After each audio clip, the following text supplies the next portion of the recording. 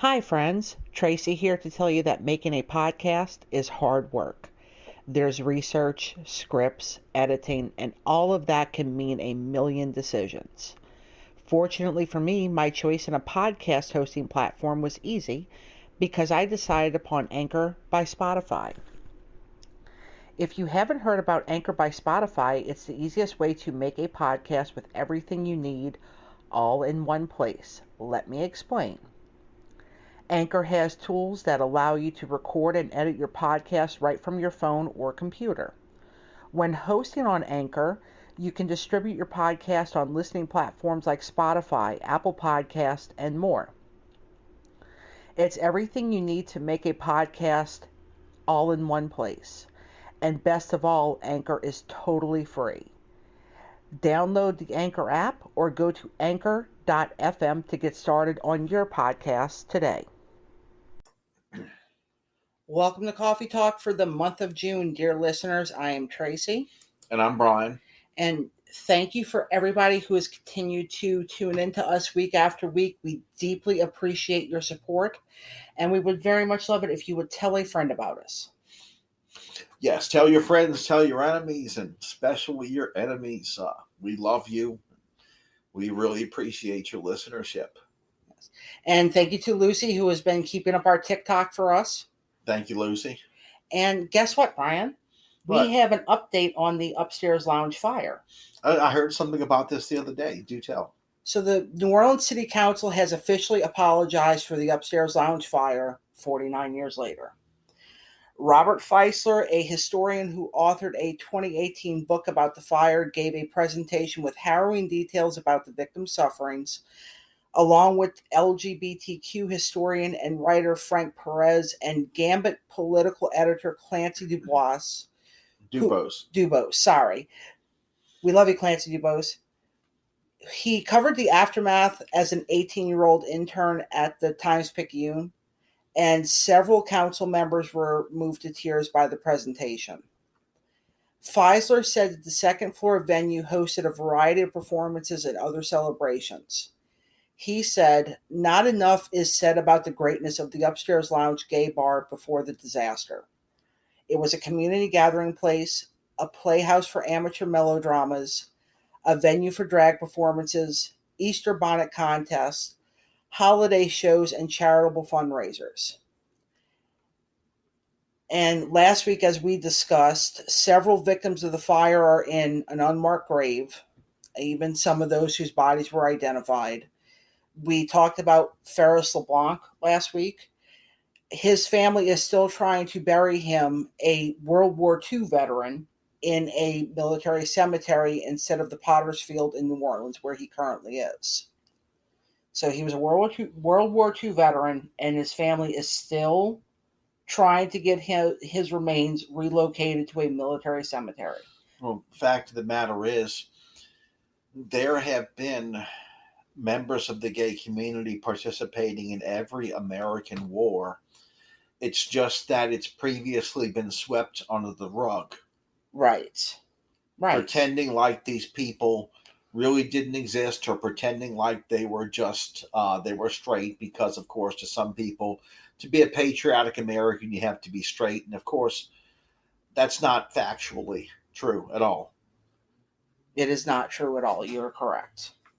No matter what your sexual orientation is, if you have served, thank you.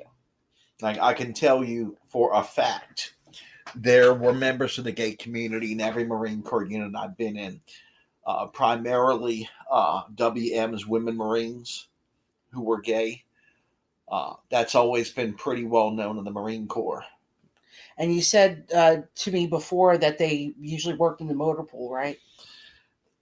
Mechanic, motor T mechanic or motor T driver, very common MOS for a lesbian in the Marine Corps. Mm-hmm.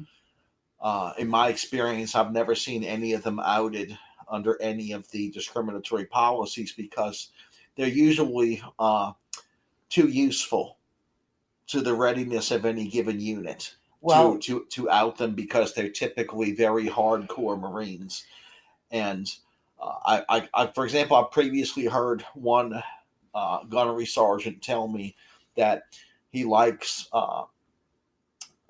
gay WMs because they can't get pregnant and they won't distract any of my male Marines.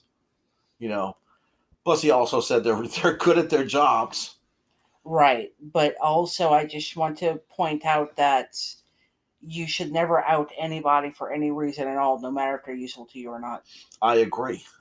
I understand what you're saying. Right. But I'm saying in general, if somebody doesn't want to be outed, don't do that to them. Now, for Pride Month, the Marine Corps' official social media did post. Oh, that's right. You showed me it was a rainbow.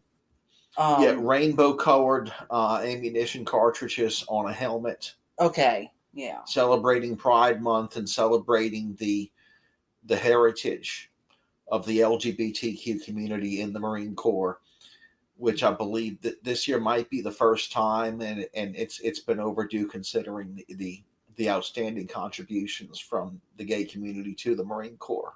Right. Now, given when I was in my early 20s in the Marine Corps, I honestly never thought I'd say something like that, but I've grown since then. Well, I just want to say that I came from a town that was homophobic, covertly racist, small-minded, and you know what? I left that town and I educated myself. So if I can do that, so can you. That's right. Yeah, yeah. Everyone should grow past their own ignorance. Very well said. Everyone. Now, Robert Feisler read a statement from Leblanc's family that says, "Our family has been trying every avenue to get Ferris buried in a proper military cemetery with the proper burial a World War II veteran deserves. Ferris was a gay man who was loved and accepted by his family, but we were never notified of his death, and we will never know why. His body had been identified so the city knew his name. Perhaps it was all just too much effort on their part. We all hope for the day when this story will end as it should." So, how about that? He was identified and they knew who he was, but his family was never informed. Yeah, I mean, that's one of the things the city of New Orleans was apologizing for. Yes. Like there was an interview a couple of days ago that I listened to on WWL radio. That's our big local radio station for those who don't know. Where the author of that book talked about the indifference with the New Orleans Police Department while the scene was working. Right. He also said that the paper at the time, the Times-Picayune, wouldn't even print the word homosexual. And the funny thing about that, the Times-Picayune was considered to be fairly progressive at that time. Well, but apparently not progressive enough. Not progressive enough, no. But the New Orleans City Council Vice President J.P. Morrell said that the city we are today is not the city we were then, and that the failure of the city to acknowledge what happened inherently prevents the city from learning from it. He also said that he and the rest of the council are going to help families like the Leblancs,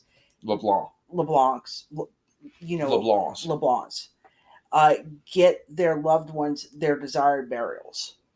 So now the New Orleans City Council is personally stepping in to try to help families relocate the remains of their loved ones. And it's amazing. It's 2022 and it's really taken that long.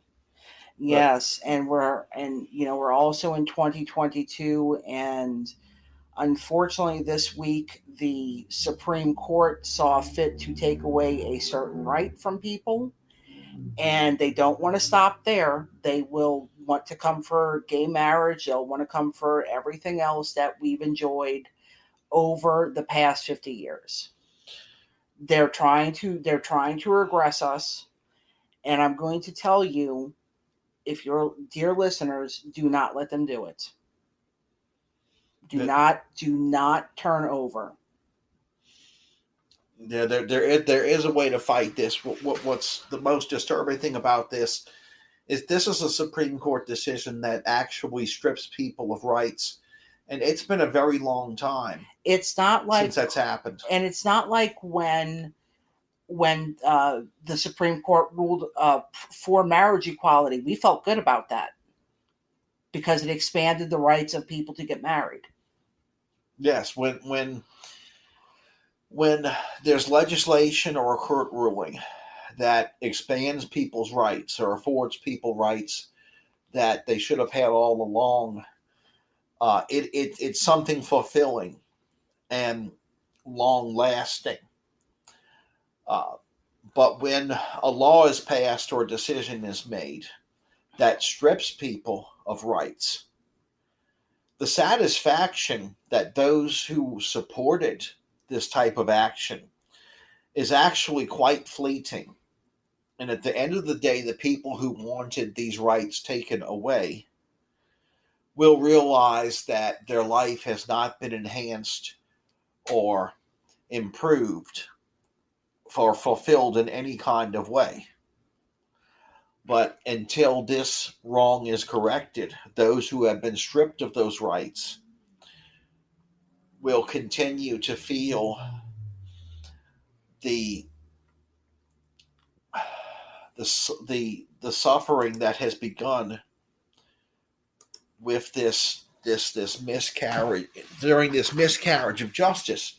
Now, what I would say to conservative gun owners who believe that this is a really good thing and they're celebrating this, ask yourself if there was is it worth it to lose your wife, possibly because she has an ectopic pregnancy?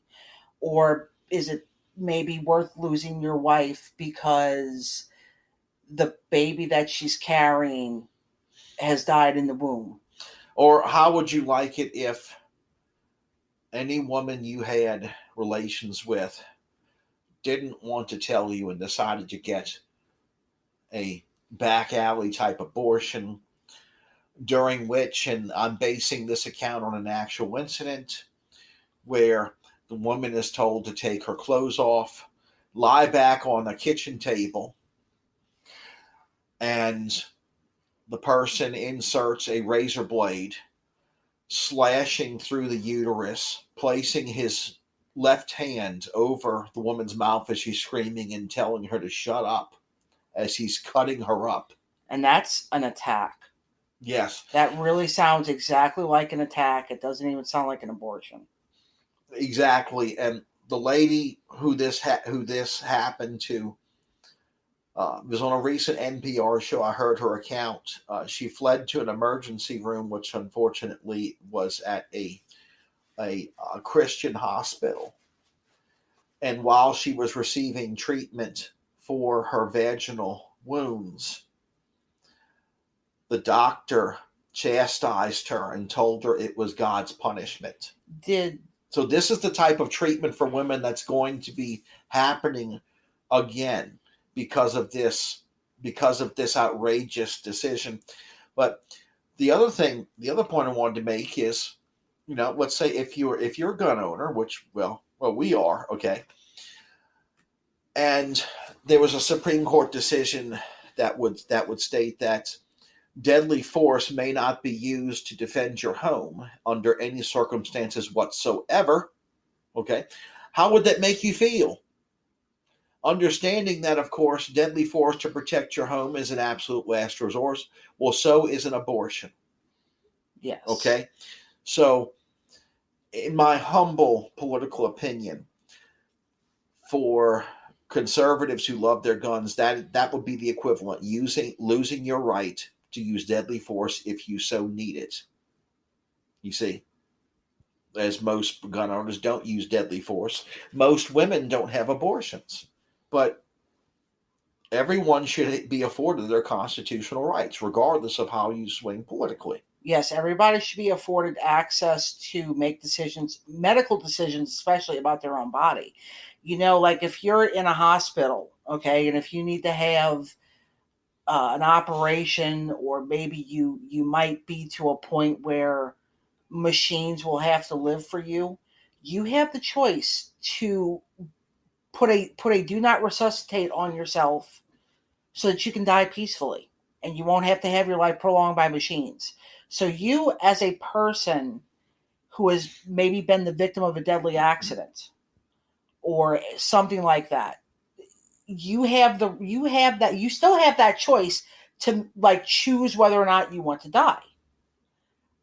But you can't make a decision whether or not you can choose something for yourself medically or emotionally, physically, because there's all sorts of reasons why a person would want to have an abortion, and none of them are your business. Exactly. It's one thing not to believe in abortion or believe that it's right, okay? But it's another thing when you want the government to have an overreach, to have the power to force women to have children. Yes, and what myself and many others are afraid of is that it won't stop here. They want to come for contraception. Some people do need contraception to regulate their periods, and some people need contraception to not have periods at all. There's all kinds of different reasons, again, why people take contraceptions or contraceptives, and they're not your business. So this ruling, of course, opens up a huge can of worms. Yes, it does. And it's going to open, for now, it's going to open the way for other things that are going to be very unwelcome to many people. Yes. So if it hasn't been clear to any of you listening to this, yes, we are pro-choice. And I am going to leave a link in the show notes to the Louisiana Abortion Fund, and probably from a couple of other states where abortion is now outlawed, so you can perhaps help women who need abortions in other states get to states that the procedure can be performed for them safely. And perhaps you'll want to leave a link for the Louisiana ACLU. Oh, a good idea. Yes, Louisiana ACLU could always use your support, and I believe that they're trying to work on something right now regarding this. And just know that if you are in a situation where you need help is available to you in some sort of way. I don't have all the answers. All I can do is leave links, and hopefully if you ever need that information, it's there, and you can make a decision about what to do for yourself. And also, those of you listeners who are outside of Louisiana, of course, you can join and make contributions to the national ACLU. Yes, you can. Which now, not everyone agrees with everything that the ACLU does, but yeah, even me. Right, even me too. But the ACLU does believe in protecting the liberties of everyone. Yes, even though they've taken some unpopular cases, though, but they did so for the sake of precedent and protecting the rights of, well, I guess you could say friendlier people. Yes, Because at one point they did defend the rights of neo-Nazis to march, but they were really defending the rights of everyone to march. Well, yes, and whether or not that was a good idea is something that we can debate at another time. But we still have not officially gotten into the subject of today's episode, and that is a woman who I am sure would be very, very furious about the Supreme Court's recent ruling. Brian, have you ever heard the name Barbara Scott? Yes. Okay, do you know who she was? Don't remember. It's okay. So Barbara Scott was born in 1936 and grew up during segregation in Webb, Mississippi, which was a small town of about 526 people. So, a young lady from a small town in Mississippi. During a high school field trip, she discovered the underbelly of the New Orleans French Quarter. So you can imagine, just think about that. You're coming from a small town, you come to the city, and you discover, or you witness men engaging in oral sex in a club. Wow, yeah, that's a lot for someone from a town like that just to discover. Yes, she also witnessed a lesbian couple enjoying an evening together when a male approached them uninvited and started hitting on them. One of the ladies read him the riot act and then threw him against the wall. And Barbara Scott said that was the moment she fell in love with New Orleans. After high school, she studied art at Millsaps College in Mississippi before transferring to the Newcomb College Institute at Tulane University. Along the way, she spent a year in Japan studying with renowned artist Hiroshi Kato. And while studying in Japan, she was arrested for espionage. Now, I couldn't find any more details about that, but needless to say, the charges did not stick. Yeah, that sounds pretty bizarre. Yes. Later on down the line, she married a man named Michael Scott, who is not the same Michael Scott that we know. But he was also in the air and space industry, which is a lot also like the Michael Scott we know, which is so funny. And they moved to San Francisco and had 3 sons. Barbara was a working mom and an account executive with a prominent public relations firm, but she missed New Orleans. And when Lockheed Martin opened in New Orleans, Michael took a job there and they moved back.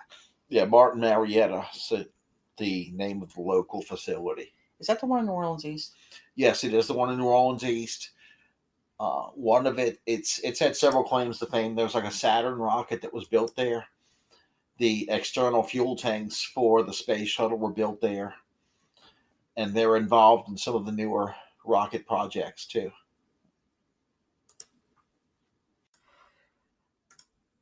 In 1967, Barbara bought an old townhouse at 719 St. Peter Street and had it rezoned so she could open a restaurant called the Fatted Calf. Have you ever heard of that place? That sounds familiar. Yeah, well, it's no longer in business, but when I was looking up information for this topic, and I looked up the Fatted Calf, and a lot of people remember it and miss it. Apparently, they had really good burgers. Yeah, I never ate there. Yeah, well, me either. Never ate there, but I heard of it. Well, the Fatted Calf was a local favorite and named one of America's most unique cafes by Venture magazine. Now, Barbara's attention to detail and repairs to old buildings, she restored a building at Burgundy Street, and she also restored the building that the Fatted Calf was in. She was recognized by the city and got 2 Vieux Carré Restoration Awards. Oh. And by this time, Barbara is 32. She is divorced and living her life as a lesbian who was out of the closet. Well, good for her. Good for her. In 1970, she ran for state representative in the New Orleans district, focusing on women, the queer community, the Black community, civil rights, and legalizing cannabis. Oh, okay. That sounds good. The following year, Barbara Scott and a coalition of feminist activities feminist activists, not activities. Sorry. Well, activists are up to feminist activities, so there's that. They founded the Distaff, which was the longest-running feminist newspaper in America. It was edited by Mary Gemmon, and the paper featured writers such as Pat Denton, Clay Latimer, Phyllis Perrin, Suzanne Farr, Darlene Olivio, Donna Swanson, and several others who constituted a key flank in the second-wave feminist movement. So, Brian, here we have one woman, okay? She's running a restaurant. She's raising 3 kids. She ran for office. And she put together a feminist newspaper. Do you think that was enough for her? Probably not. No one like that is ever satisfied with what they're doing, and nor should they be. Well, you would be right about that. She opened the New Orleans Hotel in Eureka Springs, Arkansas, and advertised it as a feminist hotel. There was a club in the basement that catered to everyone, regardless of their sexual orientation, and Eureka Springs became a mecca to the queer community and feminists. Pretty cool, huh? Oh, yeah. Yeah. And at a certain point, Barbara decided to move her sons to Eureka Springs, and she raised them there until they were in high school, and they relocated to Mississippi. And it was during that time in Mississippi where Barbara met Mary DeSobry. They lived together and traveled the world, and at the age of 47, Barbara went back to Tulane University and earned 4 master's degrees. Wow. She also earned a PhD in gerontology, which is the study of aging. Wow. And unfortunately, after 18 years together, Mary died of cancer, and their Mississippi home had been destroyed by Katrina. Yeah, that was the forgotten destruction of Hurricane Katrina, was all the Gulf Coast part of Mississippi. It was just leveled. Yeah, completely leveled, and because it's not as famous as New Orleans, it didn't get as much attention. And it really should have. Yeah, the Mississippi Gulf Coast took the direct hit from Katrina. New Orleans actually didn't, which is why most of the damage from Katrina in New Orleans was from flooding. Well, from the levees breaking. Correct, yeah. And that's why it flooded, was because the levees broke. Yeah. Not because of the storm itself. Which is what makes it a man-made Katrina for New Orleans, a man-made disaster. Yes. For the Mississippi Gulf Coast, that it was a natural disaster. Exactly. Thank you for putting it that way. Good job. At the age of 80, Barbara remarried a woman named Miriam, and as far as I know, they're still together. And in recent years, Barbara has settled into a quiet, peaceful life in Pass Christian on the Mississippi Gulf Coast. She is revisiting her art and is in the process of creating a series of sculptures called Goddesses, which have appeared in a number of shows. So that is just a very brief overview of a woman who has left an undeniable mark on the city. Yeah, and it's proof that someone from any community can contribute, make their city a better place. It doesn't matter who you are. That's true. It doesn't matter who you are. And, like I said earlier, even if you come from a small town, you can educate yourself. You can grow beyond where you came from. A lot of people do it. Yes, very true. Yeah. Now, next week, we are returning to our typical discussions of murder, mayhem, and crime. And we are going to be talking about the reversal of a certain Jim Crow law that has also left a mark on the state of Louisiana, and not in a good way. You know what I'm talking about, Brian? Yeah. Yeah. All right. Well, thank you so much for listening to us again this week, everybody. We will be back with another episode, as usual, next week. So until that time, be safe, be kind. Remember that we're all humans, and don't park next to vans. And happy Pride. Happy Pride. And if it's dark, if it's dangerous, it does not feel safe to you, don't be there in the first place. And if you are talking to a member of law enforcement in an official capacity, and you are not the victim or a witness to a crime, lawyer up. And that's actually especially important to mention this week, because I almost forgot to mention that the Supreme Court has also taken away the requirement that law enforcement, if you are arrested, they no longer have to read you your Miranda rights. You still have those rights, but they don't have to read them to you. And this can be a discussion for another time, but what I'm concerned about is the ripple effect that it might not be taught in police academies anymore, that they have to read the Miranda rights to you. Which that won't be the case with the New Orleans Police Department, because the New Orleans Police Department is still under the federal consent decree, which that is one of the many things stipulated in the consent decree. But Brush up on your Miranda rights if you don't know them. Just be quiet. That's your biggest one. Just be quiet and demand a lawyer. Yeah, that's the biggest thing. Don't incriminate yourself. Ever. Oh, and if you're one of the people who are going out to protest, just one last thing, just be very, very careful.